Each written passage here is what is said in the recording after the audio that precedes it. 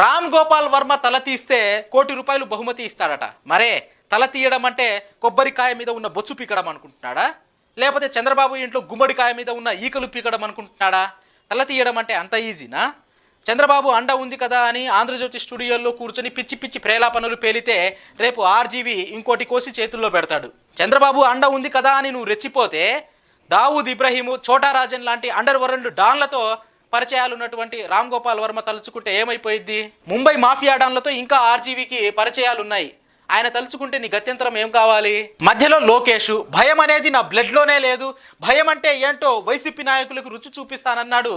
RGV వ్యూహం సినిమాకి భయపడి కోర్టుకెళ్ళాడు. ఉచ్చపోయిస్తా, కడ్రాయల మీద ఊరేగిస్తానని చెప్పినోడు ఆర్జీవి వ్యూహం సినిమాకి తట్టుకోలేక న్యాయస్థానాలకి వెళ్ళి కేసులేశాడు.